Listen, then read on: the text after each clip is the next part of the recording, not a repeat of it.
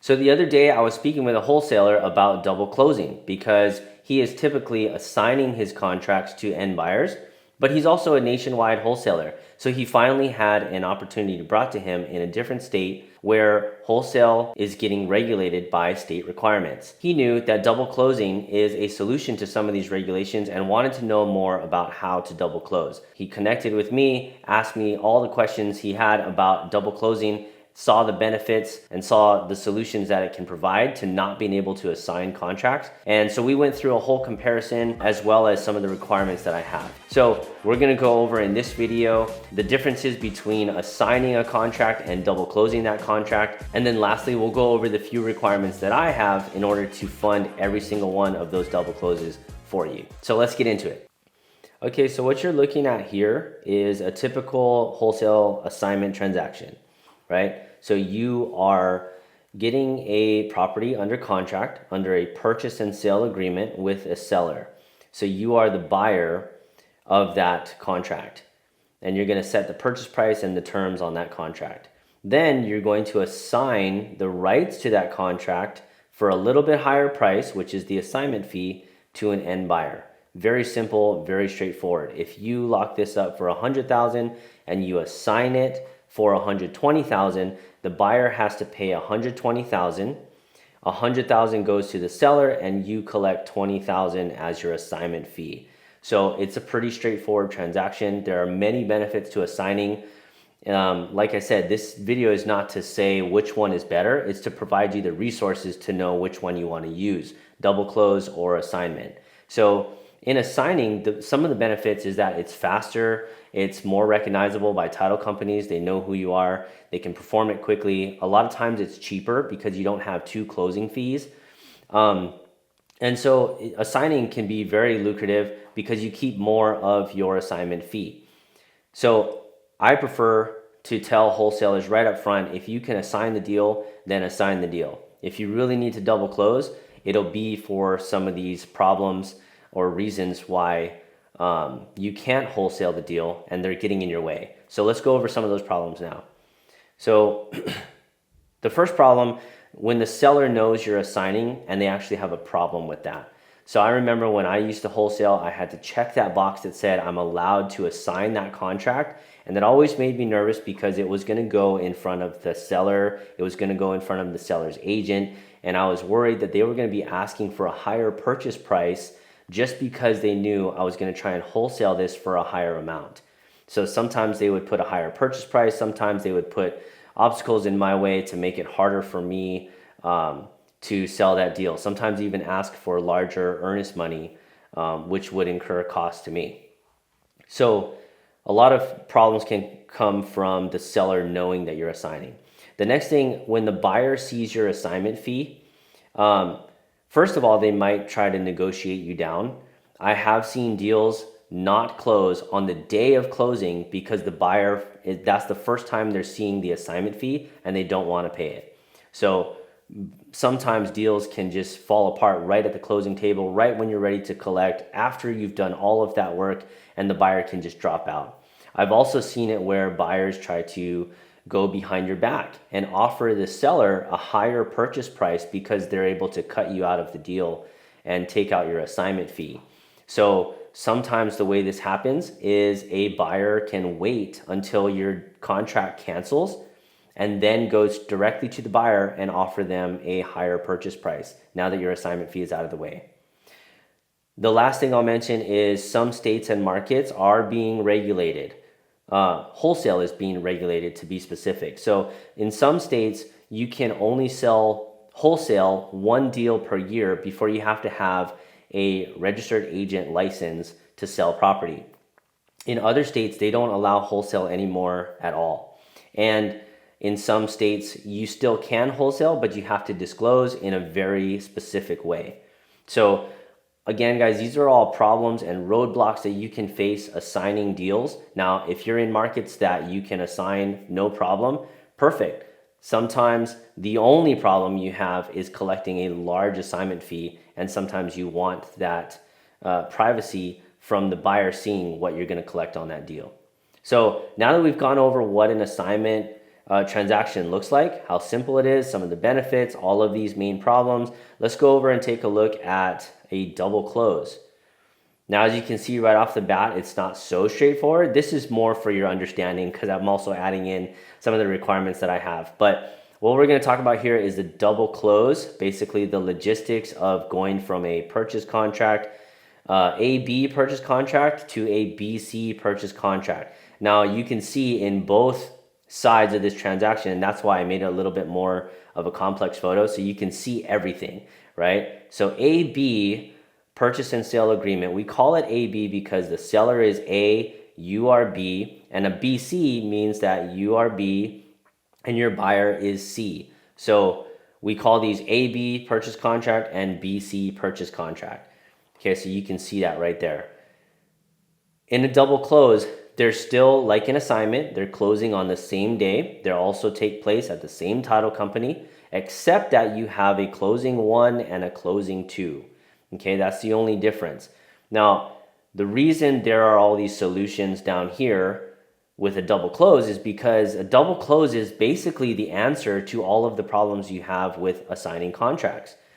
So when the seller knows who you are in the transaction, all they know is that you are the buyer, because that's it. You are actually paying cash for that property and closing on that deal. So you are a legitimate buyer. You're a real buyer. They don't typically negotiate you up because they know you're wholesaling or collecting an assignment fee. Typically, you can negotiate down because you're a cash buyer.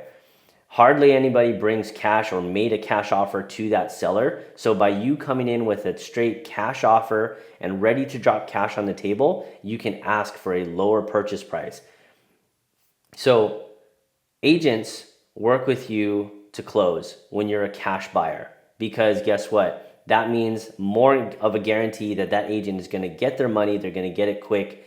And if you're ready to pay cash for a property, you're ready to pay all the closing costs and agent commissions as well. So cash to the table, as they say, cash is king. And so this works in your favor when the seller knows you're buying their property. The next thing is that the buyer doesn't see your fee. So on an assignment, they will see your fee because you're on the same closing on the same HUD, the same closing settlement statement, right? In a double close, you are on one settlement statement and your buyer is on a completely different settlement statement with you. So they can't see, they can't go behind your back, they can't negotiate your price because they don't even know what you got it for, they don't know how much you're getting paid in the deal, and it creates that anonymity between you and your buyer and your assignment fee. So in the last one, I mentioned that buyers will tell other buyers not to buy from you when you're assigning and you're negotiating very large assignment fees, because that means they can just try a little bit harder and not pay you your assignment fee and get deals for cheaper, right? But when you accomplish a cash close and you are selling them a deal that all they know is the purchase price that they're buying in at, they're typically telling their friends and buyers that they can trust you and buy from you as well.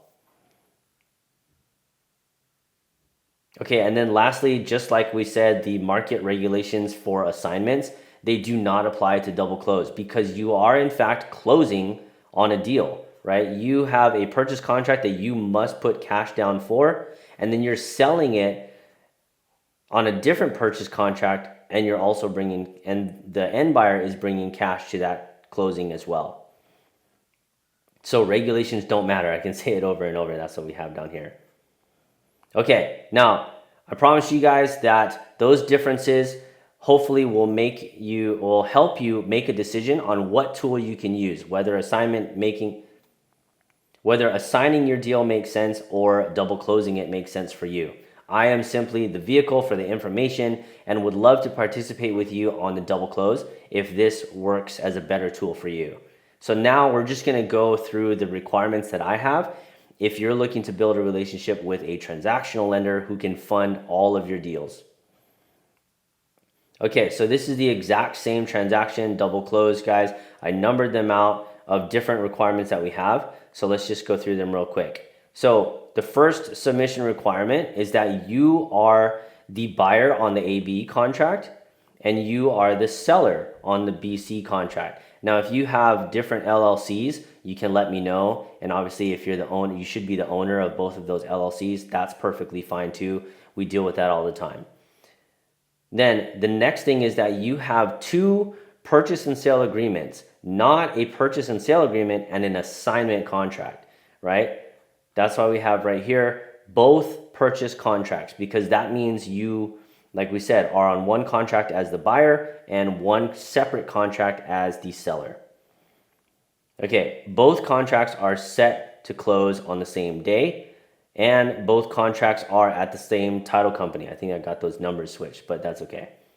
So the reason we want them to close on the same day is because we are literally purchasing that property from you. When I put the funds into that escrow account, we have now purchased the property. If the buyer decided to drop out or their lender decides to drop out, I now own a property that I had no intention of owning. And what we do to curb that is in the closing requirements. But this is why we need them to close on the same day. And the same title company is because we have done this at two separate title companies before, multiple times actually, and it doubles the amount of work, it doubles the amount of risk. And when you're working with a transaction like this and you're just trying to claim your assignment fee for that deal and all the work you put in, the last thing you want to do is double the amount of work at the closing table. So we highly suggest closing at the same title company, both AB and BC contract, and closing on the same day. So the closing requirements, so now we're talking about on closing day. Closing requirements, we just require that all of the documents have been signed. Now we're not talking about the purchase contracts anymore. We're talking about the settlement statements where it spells out who's getting what and who's paying for what. We want to make sure that everything is finalized. So the number that we see on the AB contract is that number. That is the number that we're going to be required to fund in to your deal and pay cash for, right? So we need to know that that is the final number because everyone has signed off on it. And then on the BC contract, we want to know that everyone has agreed and signed on that contract because that means they are ready to close. And if they're using a lender to purchase the property, that lender is also ready to close and fund that deal. So that's why we need all documents signed prior to us funding. The last thing is that when we do the transaction, now we're talking logistics. Who sends money in first, basically? So like I said, if we funded and the buyer dropped out for any reason at all, we now own a property we have no intention of owning. And so for that reason, we require that the BC contract, the end buyer and their lender need to send their funds in to close first. Once that's in escrow, title will send us a receipt that they received those funds and it's completely funded. At that time, now that we have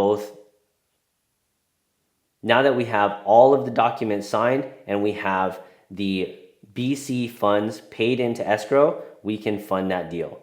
And then at the end of funding, everybody collects your assignment fee, my fee, I get my funds back for funding the first close, the seller gets paid from that buyer, the buyer gets the deal that they always wanted. So there you have it, guys, the difference between assigning your deals and double closing them. I hope this provided a little bit of clarity for you on the benefits of double closing. If you're a wholesaler in any state or any market, you can double close. As long as you have a transactional lender to fund all of your deals, you can also double close with none of your own money. I'm looking forward to working with you guys, and if you guys like this video and it was helpful to you, I would love for you to like and subscribe and hit the bell so that you can be notified of the next video, which I'll see you in next time.